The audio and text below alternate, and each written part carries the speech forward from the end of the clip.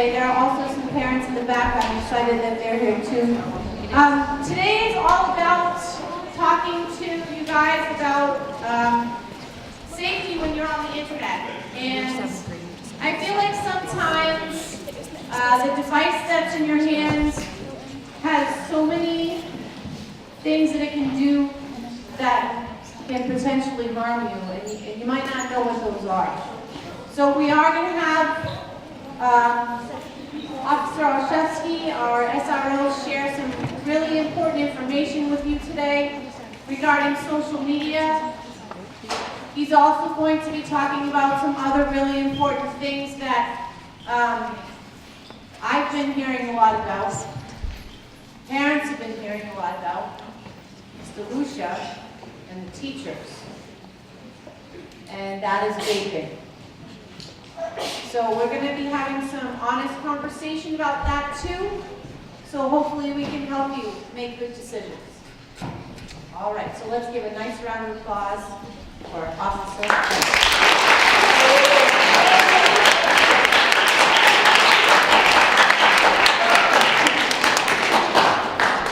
Good morning, everyone. Thank you very much. So most of you here know me. My name is Officer Henry Olszewski. I'm the School Resource Officer here in Georgetown. I've been in Georgetown for the last 4 years as a police officer. This is my second year as a School Resource Officer.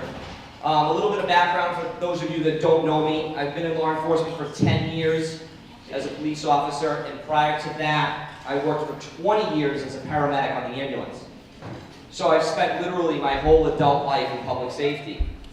So one of the things we're going to talk about today is proper use of social media. And I know you guys all know what social media is, and some of you know a little bit more about it than I do. So, by a show of hands, who here has a cell phone? Oh boy. Okay, hands down. So, I presume with all those cell phones, everyone has all the different apps that go along with it.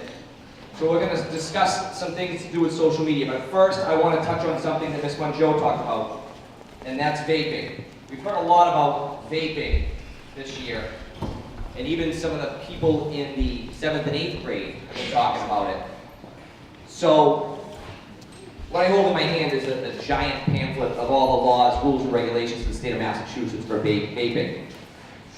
And the most important one is you need to be 18 years of age to purchase any of the materials that go along with this, the paraphernalia. The FDA, which is the Food and Drug Administration, they regulate this stuff. And they have determined that it is a nicotine product, which means it is addictive, just like cigarettes. So as you guys know, cigarettes are not allowed in school. Smoking is not allowed in school. You need to be 18 years old to purchase cigarettes. And I'm sure a lot of you know people that do smoke, they're addicted to smoking. And it causes lung cancer and a host of other illnesses. So, we are on the lookout for all the material. We know what it looks like, we know what it smells like, we know where it is, how you guys are using it. I don't know where you're getting it, but I'm looking into that as well. So just be forewarned. It's something that is on our radar. We know it's out there. We know some of you are carrying it around in your backpacks, pockets. So you can't have this stuff at school. And if we catch you, we'll be having a very serious conversation about it, okay? So let's move on to the social media aspect. We're going to start off with a video, because I want to get some common misconceptions out of the way.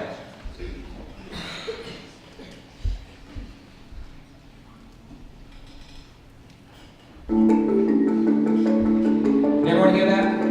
Me and my friend, we were having a sleepover, and so we were chatting with our friend on the computer.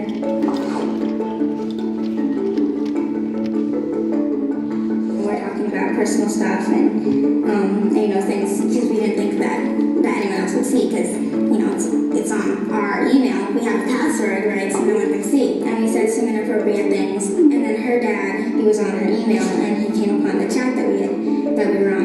And he emailed the chat that we had to my mom.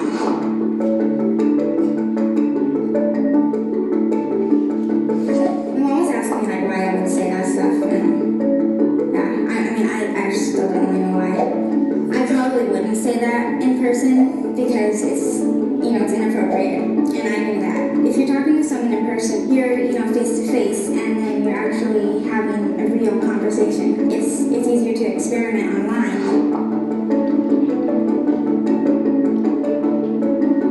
It seems like it is your diary in a way because you think you have the password and it's secret, but it's not secret, and people can get in and look at your stuff. Maybe no one will see it publicly, but I think that people can see it. I don't think it actually goes away forever.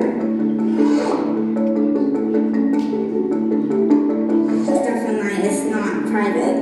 Anyone can find out, even if it's the person who I was chatting right next to, or if it's the person who I was chatting wherever they are, they can show someone else. They can print it out. Like, you do have to be careful.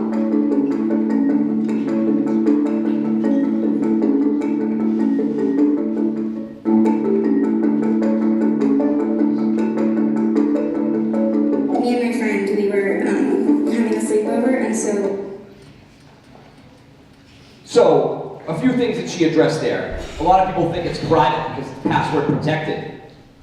Guess what? It's not. We can get into any device. We have a agency down in southern Massachusetts that will help us get into cell phones, computers, anything that we need to. We can also subpoena the court to allow us to follow any of your active accounts. So, just because it's got a password doesn't mean that it's private or protected. Screenshots. I'm sure you guys know all about those. Snapchat, that's a big one. Everyone loves Snapchat because it goes away. I'm sure a lot of you have been involved in situations where somebody screenshotted something and you're like, oh, well, it tells you if it's screenshotted, so you'll know. Not if my friend screenshots it. And then they send it to all their friends. And now whatever that was that you thought was private between you and that other person is no longer private. So you got to be really careful. And there's a lot of laws that go along with that we're going to discuss in a little while. So there's a big takeaway here, starting off this presentation, is what I always hear from everybody goes, I was only joking. It's a perfect excuse, right? It's not an excuse. Well, I didn't mean it. I was just kidding. I didn't know. So today I'm here to tell you that it's not an excuse. Joking doesn't count. If you send it, then you meant it. And that's how we're going to treat it. So from this day forward, you don't have that excuse anymore, that you didn't know, because now you do. So you're going to hear me repeat this throughout the day today. That kidding around, joking, that doesn't work. So let's talk about harassment. There's something in the law called a harassment prevention order. And harassment is when somebody's contacting you and you don't want them to. And you tell them, hey, stop emailing me, stop calling me, stop texting me. And they don't. They won't. So your parents can petition the court, and I can help you do this, and the court will make them stop legally. So what the definition of harassment is it's 3 or more unwanted contacts by anyone. And it doesn't have to be 3 emails. It can be a voicemail, an email, and a text message, or any combination of any of those things.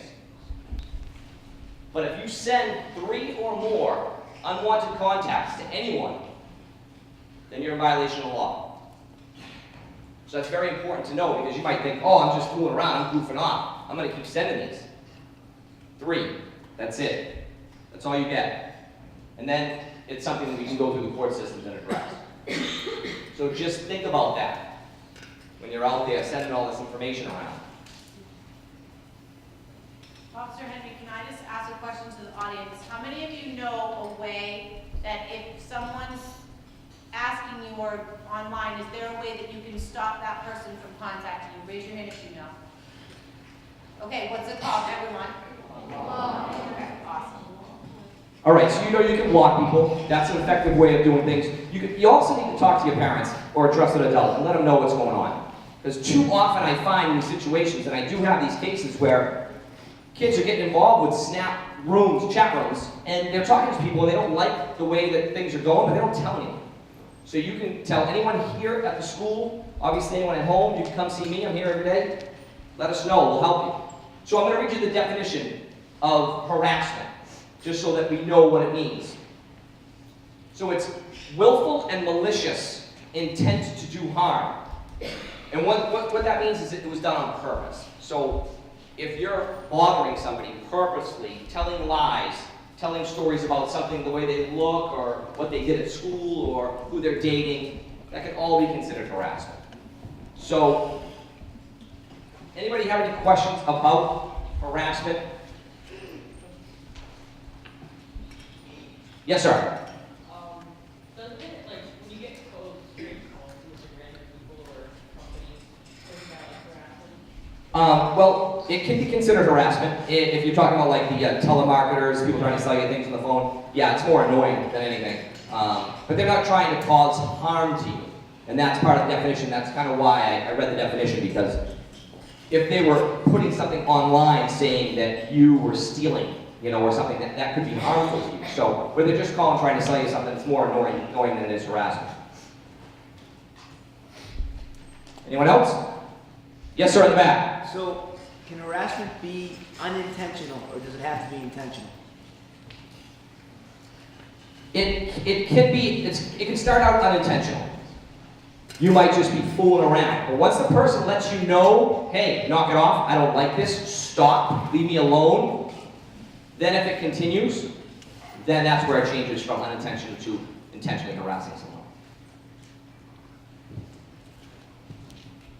Anyone else before we move on to the next subject?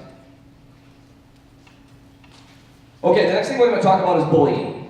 And obviously this is a big deal. There's been a lot of stuff on the news for a few years now. I'm going to read you the definition of bullying so that you understand what it is when we start talking about it. It is the repeated use by one or more student. It's written or verbal, and it can be also electronic now, causing a physical act or a gesture or any combination thereof directed at a victim or victims that causes physical or emotional harm or damages the victim's property. So you don't have to put your hands on somebody to be bullying. It can be emotional. So when you start saying mean things, talking mean about them in groups, anything like that, that's all considered bullying. And the school takes that very seriously, and they investigate these things all the time because they bring me in when they do. So with bullying, the most important thing is to let somebody know. If you feel you're in a situation where somebody's bullying you, then you need to talk to me about it. And the reason we bring it up today is because I'm going to go right into cyberbullying. Because when I went to school, once you left school, the bullying, if it was happening, would stop. Today it doesn't. The bullies can reach out to you electronically, 24/7, 365. So even when you go home, when you're on the bus, if you got that phone in your hand, it can continue. So you gotta let somebody know. If it's going on, go talk to one of the guidance counselors, talk to the principal, the vice principal, you can talk to me, any of the teachers. But we're here to help. We've dealt with it a lot. If you know a friend that you think might be being bullied, try to talk to them or bring them to talk to one of us. It's very important. It's a very serious thing. So cyberbullying, through the use of technology or any electronic communication which shall include but not limited to writings, images, sounds, data, or intelligence that's transmitted in whole or in part over the internet. So cell phones, computers, Snapchat, Musical.ly, Instagram, Twitter. Have I missed any? Facebook. Yeah, that's kind of for old people now, isn't it? Kind of what I thought. Yes, sir. Yellow? Oh, okay. So there's multiple apps out there. Hold on, I got another question here. Yes, sir. Yes, you can. And that's what we're going to talk about. We're going to talk about, as Ms. Bonjour said earlier, if you have these things pop up, you can block them. And that's what you should be doing right away. Because you don't want to let this go any further where you have to get the police involved. So people start saying strange things, acting weird, being silly. Just block them, move on. And I had a case last year with a student here who had some inappropriate things said to her in the chat room. I said, well, by who? She said, oh, by one of my friends. I said, oh, what's your friend's name? She's like, well, I don't know, I just know his screen name. I said, oh, well, does he live here in town? Well, no, I don't know. Well, where does he live? Does he live in Haverhill? Well, I don't know. Okay, well, how old is he? I'm not sure. She referred to this person as her friend. She knew nothing about them. So we did a little research at the police department. It turns out it was a 45-year-old guy living in Philadelphia. Right? So these things really happen here in Georgetown, at your school, with your friends. So thankfully she was smart enough to bring it to the teacher, who brought it to the guidance counselor, who called me in, and then the police department did a little investigation, and we figured out what was going on. So you gotta be careful. There's people out there. So any questions about cyberbullying? Yes, in the back. Is it like regular bullying that you have to do it more than once, or is it not like that? It's just like regular bullying. It's just through electronic communication. So instead of every day when I see you in the lunchroom, and I come up and bully you in the lunchroom every day, same thing. All those mean things that I would say, or the way I would make you feel in the lunchroom, I just do it over the computer or over the phone. I just keep texting you or sending emails, make you feel that same way. Can I just say one other thing, Officer Henry, if you don't Yes. mind? A lot of times, people come into my office and when I begin the investigation and questioning, they tell me that it's been happening for months. And I would just encourage you all that if there's something that's happening, you want to bring it to the attention of your parents or somebody that you trust right away, okay? Because I don't want you going through situations where months go by or 6 months and you're facing something that we could have helped you with at that time, okay? That's absolutely correct, and that's why I mentioned it as well. There's no need for you to go through it for that long. We're here to help you. That's our job. So if you need help, reach out to us. We'll take care of it. That's what we do. So don't let it go on for any longer than it absolutely has to. Question over there. Yes, yes sir. Isn't there also a reporting button, so like if someone's bullying you, you can report them? Yeah, I think a lot of these websites now and apps all have the reporting buttons that you can let people know. You can report to the company that actually owns the app or the website, which is nice. All right, so we're going to talk about some other things that commonly come up. And one of the big things is civil rights. And I know it's two words you've probably heard a lot, but maybe don't know a lot about. So we're going to talk a little bit about what they are, what they mean. So you can be guilty of harassing someone because of a civil rights violation. So what does that mean? So what your civil rights are, it says, everyone shall be free from any discrimination on account of their race, color, religion, creed, national origin, sex, ancestry, physical or mental disabilities. And we're going to go deeper into that. So to sum that up, you can't make fun of somebody because they're different than you.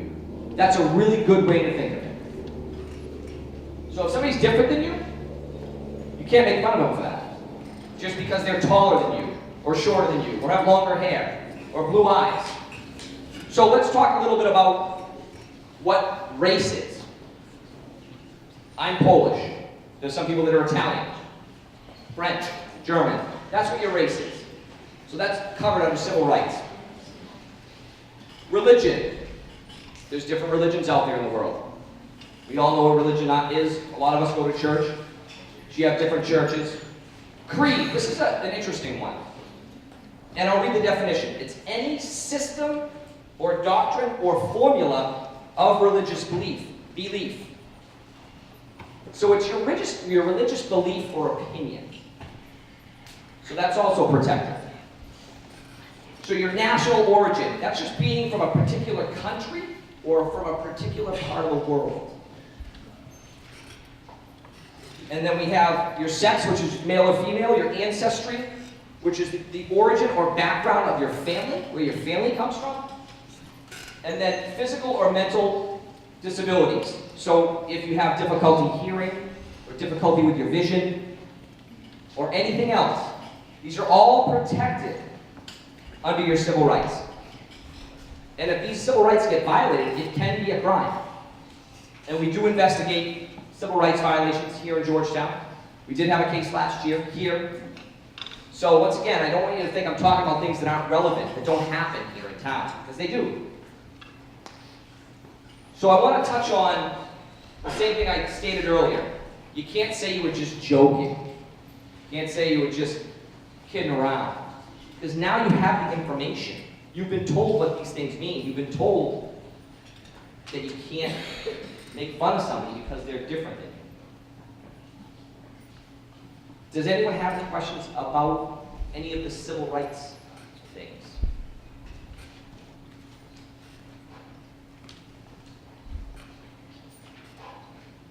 Okay.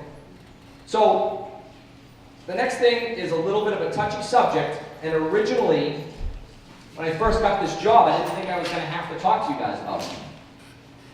But then somebody did it in the 6th grade, 7th grade, and 8th grade. So, it's sexting. We all know what it is, but I'm going to tell you what the law is. And this is a lot more serious than you guys probably think, because I see a lot of people smiling out there. So, if you're taking nude pictures of yourself or somebody else, and you have it on your phone, that's a crime. That is possession of child pornography. It's a felony in the state of Massachusetts. It's a minimum of 2.5-year prison sentence. Minimum. Just because it's your body or somebody else's, you're under the age of 18, it's considered pornography. So if you want to double the crime, you send it to somebody. Now that's called dissemination of child pornography, which means you're distributing it. You're sending it out. That's another felony. So be very careful what you do with these phones, because you can get in big trouble, and this will follow you for the rest of your life. So don't be out there taking pictures of things you shouldn't be taking pictures of. Period. Somebody catches it, somebody sees it, somebody Snapchats it, somebody's looking over your shoulder and sees it on your phone, they report it to somebody. You're going to go down a road you do not want to be going down. So stay away from that stuff. And I also want to mention with that, people don't realize when you're on these sites, there's people monitoring them. I'm sure everyone in here, well, most people probably have a Facebook, even though I know it's for old people now. Employers look at those things to see whether or not they want to hire you. When I got hired as a police officer, my chief went on social media and looked for any account he could find with my name on it to see what my pictures were, who I was hanging out with. Was there any alcohol in my photos? Was there any behavior that he wasn't okay with? So be very well aware that these things are accessible to the public, and they can view them. And even if they're private, it says a lot about you, what you have on your cover page. So just think before you start putting these things up, before you start sending these things out, because you can't take it back. So we had some celebrities last year that took some inappropriate pictures on their own personal stuff in their own personal houses. Where did it go? The cloud. Who has access to the cloud? The government. That's right. And apparently hackers as well. Because hackers hacked into the cloud, stole all these inappropriate pictures of all these celebrities and blackmailed them. Said, yeah, if you want your pictures back, we're going to need millions of dollars. So just because you guys delete it, erase it, whatever it is that you do with it, it goes to the cloud. And if we go to the court and get a subpoena, we can have access to all of that. And it doesn't ever go away. So just be cognizant of that. Think about that when you're out there doing these things. I know it's all fun and games in the moment, but when you're 25 years old, you don't want to still be paying for something you did when you were in 7th and 8th grade. Any questions on that?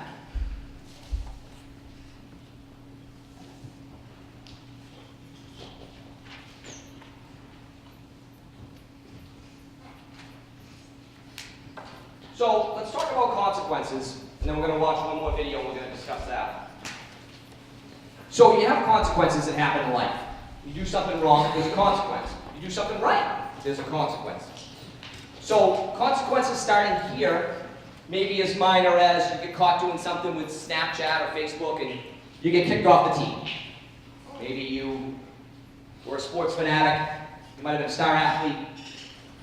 That's a minor consequence. You kicked off the team, you can't play, maybe for this year, maybe you can go back on the team next year. It might get worse. You might get suspended, maybe in-school suspension for a day or two. Or even worse than that, maybe you get out-of-school suspension. Well, at the end of the day, what's the worst that can happen to you? You can get expelled, you just get thrown out of school. And then what are you going to do? It's hard to get a good job without a high school diploma, without a good education. So there are consequences to our actions. And I talked to some of you last year about a specific case, which I'm going to go over with you now. Michelle Carter. She was a 16-year-old girl. She had a boyfriend. They were fighting. She texted him to kill himself. So he said he was going to go take his car, go in the garage, shut the garage door, start the car, let the garage fill up with carbon monoxide from the car. And she said, good, you should do it. Go ahead, go do it. Well, halfway through, he had second thoughts. He got out of that truck, choking, drooling, and he climbed out of the garage, out into fresh air, and he texted her. He said, I couldn't do it. And she sent him a text back that said, you go get back in that truck right now. And he did. And he died. And so when I talked to you guys last year about this case, it was still in litigation. But the ruling has come down, and she has been convicted. She's now 18, and she's been sentenced to 2.5 years in prison for involuntary manslaughter from a text message. She will be in a 9-foot by 9-foot concrete box with metal bars every day, all day. She does get 3 showers a week, I guess, if that's cool. She missed her prom. She missed her junior social. She missed all the important things in her life that she was looking forward to. All her friends are now gone because of this whole trial. Her parents are devastated. Her boyfriend's parents are devastated. And she's got to spend the next 2.5 years sitting in a prison cell thinking about that text message. So when you get ready to hit the send button, please think about what is on the other end and what the consequences are, because it can happen. It has happened. There's case law on it now. Now we know what to do. You do that, that's what happens. So, bless you. We're going to watch one more quick video, and then we're going to do a quick discussion on that. How are we doing on time? Okay.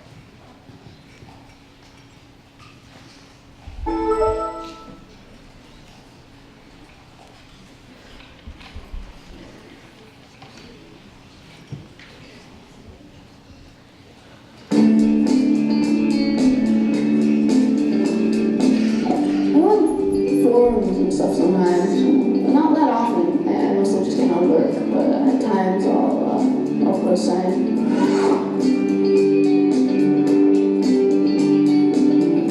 I wouldn't say I take on a character, but I wouldn't say I'm totally myself. There's like a music website that I post on. I haven't told anyone I'm 14.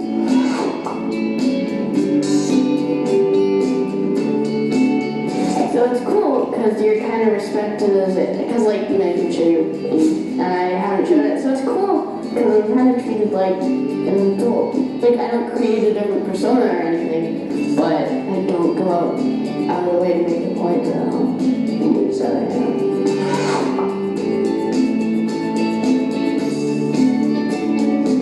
People are treated differently if they think you're 25 and they think you're 14. I don't want to make people think I'm an adult, but I didn't want people to judge what I'm saying because my age.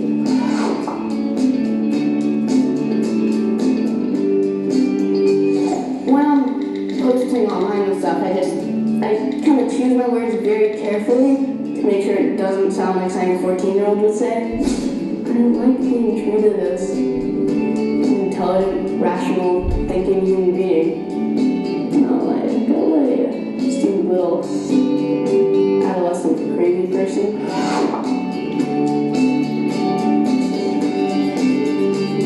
Random people that didn't know each other were kind of having like an intense discussion about comic books and science fiction. I kind of joined in their conversation, and it was really pretty awesome. They're kind of reluctant to talk at first. I kind of matched their knowledge, so I think they were kind of impressed.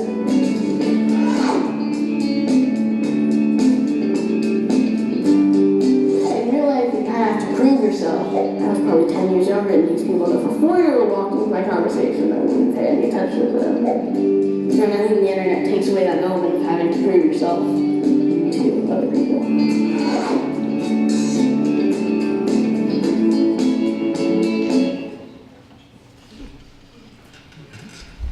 So there's a couple of important messages in that video. He's saying he doesn't actually lie. He just doesn't really go out of his way to tell the truth. What do you guys think about that? We have a little word for it in the police department. It's called lying by omission.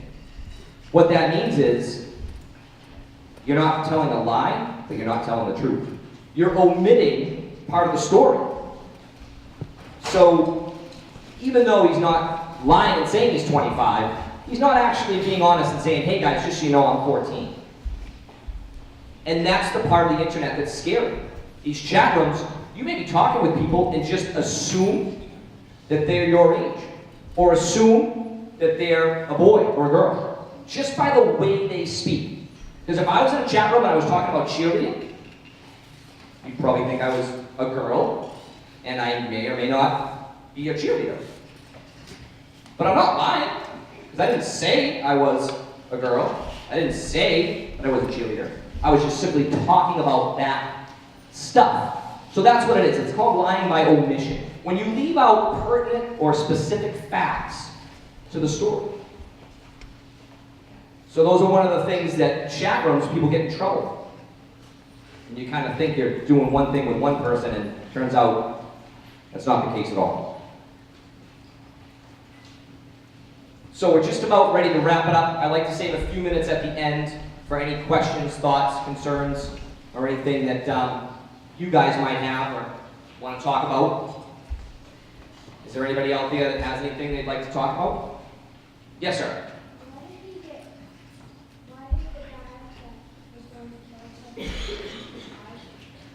Why did he go back in? Because his girlfriend sent him a text message telling him to go back in. She said, you go back in right now. And he listened. Good question. Yes, sir. But like you're telling everyone in the chat room that you're 14 and then the kids in your age. No, because there's a lot of 14-year-old people in the world. There's really no way to single you out. And I understand what you're saying. You may want to protect your age at certain times in certain conversations. But I think what he was saying is that he kind of intentionally tries to talk like an older person and act like an older person so that people perceive him as being older. And I get it, you guys. I get it. I know I was your age once. I know at this age you just want to be older. Well, let me let you in on a little secret. When you're my age, you just want to be young. So it's a constant battle. Take your time, go slow, do it the right way. But you don't need to lie about it. and deceive people into thinking that you're a different age than you are. Anyone else, any questions? Yes, sir, in the back. So I think that this is away from the chat rooms, from people that don't know, and it's more when people know who each other is. And we talked about this a lot last week in advisory. The legal role, or I guess requirements for bystanders. So you're not the person that's being bullied, you're not the person that's doing the bullying, but you're in a situation where whatever form of social media, you know that it's happening. What should you do? What's your legal obligation? Okay, I don't know if anyone heard that, but I'm going to kind of just briefly go over it. So, if there's a situation going on and somebody's being bullied, and there's a person that knows it's going on, a bystander, if you will, how do you address that? How do you handle that as a bystander? Well, we talked a little bit about that last week in Say Something, or 2 weeks ago. Instead of being a bystander, you can be an upstander, which means you support the person. You go and tell somebody, you tell a trusted adult, a parent, a teacher, guidance counselor. You gotta let somebody know, you gotta do the right thing. Legally, there is no obligation. So, we encourage all of you to be upstanders, and if you see something, you say something. And that goes into every facet of your life. I just wanted to say real quick about that. In the see something, say something after that, some things came forward to Ms. Francis and myself where people stepped up to help other kids that were in crisis. And I know when I come around to advisory and I talk to you and you say, well, I'm not going to tell. We as adults can only be at a certain place. You guys really know, you're the pulse of the school, right? And so the way that I tell people that come to my office and share information, I say, you know what? Thank you, because you're going to help the situation. And that's the way I want you to look at it, you guys. Yes, you're telling, but you're actually helping us as a school to deal with issues, to turn them around. And if we don't say something, it stays the same, yes? So I need you to think, it's helping us as a community when we say something. And I want to follow up on that, because I know everyone's worried about ratting people out. I don't want to be a rat, I want to snitch. There's a difference, let me describe it to you. Ratting somebody out or snitching on them is you do that because you want that other person to get in trouble. You want them to get hurt. You want them to have some harm come to them. You want to rat out Mary that she kissed Johnny so that her boyfriend will break up with her because her boyfriend's not Johnny. So that's ratting and snitching. Sorry to all the Marys and Johnnies in the room. So when you say something, guys, when you say something that helps somebody, because somebody's having a hard time, that's the difference. If you say something that helps someone, then it's not ratting, it's not snitching. Because somebody might be having a hard time and they might not have the strength to tell someone because they're so hurting or they're so sad or they're so they think they're gonna get in so much trouble. So if you can just help that person out, find a trusted adult, say something, it's very important. And they'll probably thank you for it. And I'll end with a story that just happened here in town. So we had a 16-year-old girl go missing in a town next door. And I used to work over there as a police officer. So a couple of the guys called me and said, hey, we got a 16-year-old girl, she ran away.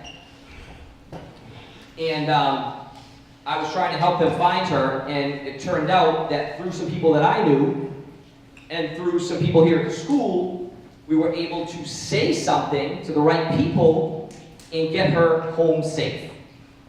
So nobody got in trouble, and at the end of the day, it was a very important message to her because she was pretty upset at the beginning when we first found her. She was angry and she was yelling at all of us.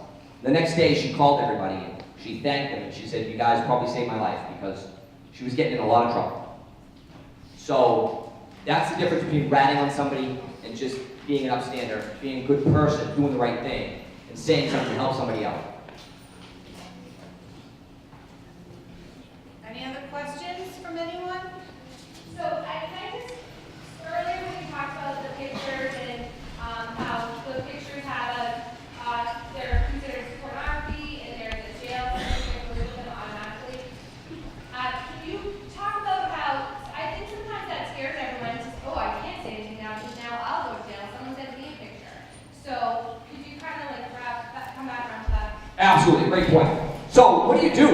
you wake up in the morning, you get ready for school, pick up your phone, oh my God, there's a picture on there. Hold on, everyone. I'm not talking about me, I'm talking about you. Okay, thanks, sorry. So what you need to do is report it right away. If you leave it on your phone, don't tell anybody, that's how you become guilty. If you grab your phone and run to your parents and say, hey, I don't know where this came from, I don't know what's going on, but this just popped up on my phone, I don't want anything to do with it. I'm all good, I'm out. So that's what you need to do. You need to tell somebody the second you find it. Every second that goes by that you don't tell somebody, the guilty clock is ticking. Now you gotta tell them why. Well, you got it 4 hours ago. How come you didn't tell me 4 hours? Do you know the person? It starts making you look worse and worse. You see it, you report it. To any teacher, parent, police officer, we'll take it from there. It's a very, very serious thing. Don't get wrapped up in it, don't get involved in it. Stay away from it. Great question, thank you. Anyone else, anything else before we go? All right, let's give Officer Henry a big round. Thank you very much.